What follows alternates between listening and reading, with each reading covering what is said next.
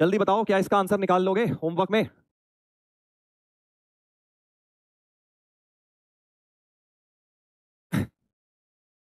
कर लोगे, निकाल लोगे। इससे मुझे एक बड़ी अच्छी चीज याद आ गई अपने पढ़ाई के टाइम की, याद आ गई। बताता हूँ तुम्हें, स्टोरी बताता हूँ, चलो छोटी सी स्टोरी कोटा के टाइम की।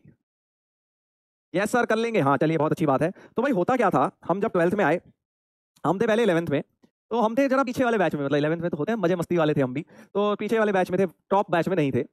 तो नॉर्म हमारे टीचर बड़े अच्छे थे भाई, जो टॉप बैच को पढ़ाते हैं वैसे नहीं, जो एवरेज बैच को पढ़ाते हैं, एक एक चीज समझाते हुए, जैसे हम पीडब्ल्यू में पढ़ाते हैं भाई, ये मानते हुए कि एवरेज बच्चे भी पढ़ रहे हैं, अच्छे भी सब पढ़ रहे हैं। तो बहुत बढ़िया तरीके से एक एक चीज समझाते थे 11th में, बड़ा मजा आता था, बड़ा मजा आ रहा है फिजिक्स पढ़ने में, सब समझ आ रही है।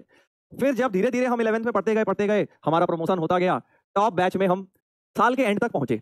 ठीक है, शुरुआत में थे ऑलमोस्ट बॉटम बैच में, ये समझ लो जब एडमिशन हुआ था कोटा में, तो लास्ट के 2-3 बैच से ऊपर थे बस, और फिर मेहनत करी साल भर, तो किसी तरह से सेकंड बैच तक पहुंच गए। ठीक है, साल के एंड में। और जब 12th स्टार्ट हुई तो हमारे को फर्स्ट बैच मिल गया।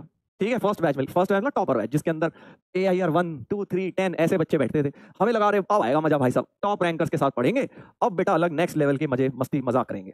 हमने कहा ठीक है भाई, 12th में हम पहुंचे, हमारे टीचर साहब फिजिक्स के चेंज हुए, ऑब्वियसली टॉप बैच के डिफरेंट टीचर थे। तो हमें लगा भैया टॉप बैच के टीचर है, मजा आने वाला है, बहुत बढ़िया तरीके से 12th की फिजिक्स समझ आएगी। पहला चैप्टर आया इलेक्ट्रोस्टैटिक्स 12th का। तुम्हें पता ही है कि मेरा भैया 2 चैप्टर में देखो गोल है मामला, एक है रोटेशन में 11th के फिजिक्स में, और एक है इलेक्ट्रोस्टैट्स में। अब इलेक्ट्रोस्टैट्स में क्या दिक्कत है वो भी बता देता हूँ, क्यों आई दिक्कत। तो हम 12th में पहुंचे, तो हमारे जो टीचर थे उनका नाम नहीं बताऊंगा, अभी भी पढ़ाते हैं वो कोटा में कहीं, तो वो पढ़ाते थे टॉप बैच में। तो उनका क्या स्टाइल था कि वो, एक तो भाई साहब वो चेयर से नहीं उठते थे, मतलब ब्लैक बोर्ड के नीचे एक चेयर लगा के बैठ जाते थे, और जैसे मान लो मैं यहाँ बैठा हूँ, ठीक है, बैठ जाता हूँ मैं, तुम्हें तभी समझ आएगा। मान लो मैं यहाँ बैठा हूँ और अब मेरा हाथ जहां तक जा रहा है वो ऐसे लिखते थे बस, ये उठना नहीं था उन्हें, ये लेफ्ट राइट यहाँ से शुरू, यहाँ नहीं, मतलब लेफ्ट ही थे, वो लेफ्ट हैंडर थे, तो वो इस तरह से बैठ के ऐसे लिखते थे। ठीक है, और वो उठते नहीं थे, जहां तक जितना उनकी रेंज में गया 3 लाइनें लिख दी, और भाई साहब बस वहीं तक सवाल समझाते थे और क्वेश्चन शुरू करते थे सीधे इरोडोव का। नॉर्मल थ्योरी नहीं, कोई थ्योरी नहीं, कोई कुछ नहीं, इलेक्ट्रोस्टैटिक्स आए, जैसे पहला चैप्टर पढ़ा है, पहला क्वेश्चन इरोडोव का उठा लिया, उसके थ्रू थ्योरी बताते थे।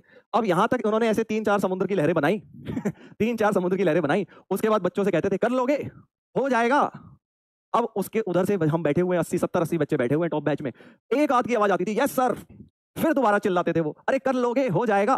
फिर आवाज आती थी 2-3 ऑर्डर के मारे झूठ बोल देते थे यस सर, कहीं पता चला सर गुस्सा ना हो जाए, है ना। तो भाई फिर वो लिखते थे, फिर कहते थे अरे यार तुम गधे हो सारे, फिर खड़े होते थे अपनी चेयर से, उसके बाद फिर प्रॉपर तरीके से लिखकर समझाते थे क्वेश्चन। ठीक है, फिर पूछते थे अब कर लोगे, अब हो जाएगा। तो फिर 8-10 बच्चे बोल देते थे हाँ सर अब हो जाएगा, हमारा नाम उसमें भी नहीं था भाई, हम उसमें भी चुपचाप बैठे रहते थे, क्योंकि पता तो होगा ही नहीं, हमसे कुछ समझ ही नहीं आ रहा क्या कर रहे हैं यार, थ्योरी तो पढ़ा नहीं रहे हैं, सीधे सीधे क्वेश्चन इन्होंने करा दिया, वो भी इरोडोव का सवाल उठा के पहला क्वेश्चन, और कहते थे कर लोगे हो जाएगा, कर लोगे हो जाएगा। बस यही करते करते पूरी बेटा चैप्टर निकल गया, इलेक्ट्रोस्टैट समझ ही नहीं आया भैया, उसमें कर लोगे हो जाएगा में कुछ भी नहीं हुआ। तो फाइनली मैंने भी जब बोला ना हो जाएगा कर लोगे, तो मुझे याद आ गई ये बात, याद आ गई ये बात उनकी।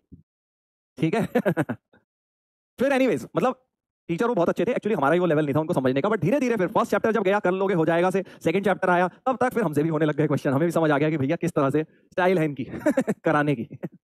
तो हमने कहा कि चलो अब हमसे भी हो जाएगा सर, अब हम भी कर लेंगे सर। हाँ, नहीं नहीं, जिनके आप नाम लिख रहे हैं वो तो अभी रिसेंट, मतलब वो तो काफी यंग है सर, कोटा में उनकी बात नहीं है, तुम लोग नहीं जानते होगे, वो तो एजेड हो गए होंगे यार। हाँ, फिर क्या हुआ सर, फिर तो हो गया, फिर आगे धीरे धीरे थोड़ा समझ आने लग गया। हाँ।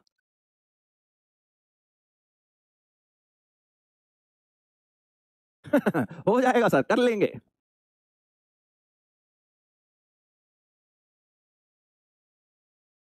चलो भाई, तो मुझे याद आ गई ये स्टोरी अपने जेई की तैयारी के टाइम की।